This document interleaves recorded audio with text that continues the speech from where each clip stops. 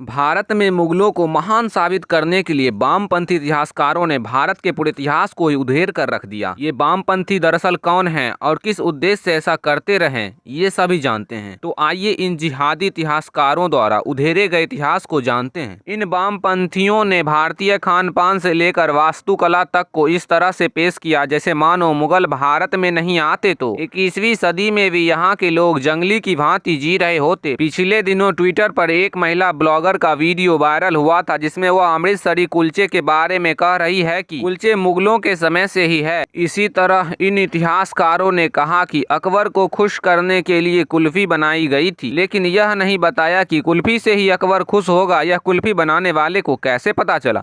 14वीं सदी में तुगलक वंश के शासनकाल में इब्न बतूता को दरबार में खाने के दौरान समोसा दिया गया था, जिसका जिक्र उसने अपनी किताब में कर दी। अब समोसा का उसके किताब में जिक्र है तो इन वामपंथियों को लग गया कि यह मोहम्मद बिन तुगलक का ही खोजा हुआ है। इसी तरह पराठे और ना जाने किन किन चीजों को मुस्लिम शासकों का शोध और खोज बताकर इतिहास में लिख दिया। भारत के लोगों में मुगलों के प्रति सहानुभूति ठूस ठूस कर घुसाने के लिए इन जिहादी इतिहासकारों ने यहाँ तक लिख दिया कि बाबर सोमवार, मंगलवार और गुरुवार को नहीं पीता था। अब इन दिनों वह क्यों नहीं पीता था, इसका वर्णन करना वह लोगों के भरोसे छोड़ दिया। इसी तरह दिल्ली का लाल किला, आगरा का ताजमहल, हुमायूं का मकबरा, कुतुब मीनार आदि का ऐसे प्रचार प्रसार तथा वर्णन किया कि मानो उसके अलावा तो कोई धरोहर बची ही नहीं है भारत में। अगर यहाँ कुछ देखने लायक है तो वह इन मुगलों की ही देन है। भारत के 40 धरोहर को यूनेस्को ने विश्व धरोहर की सूची में शामिल किया है, जिसमें 5 मुगलों के काल का बताया जाता है, जिसमें 5 के निर्माण को लेकर विवाद है।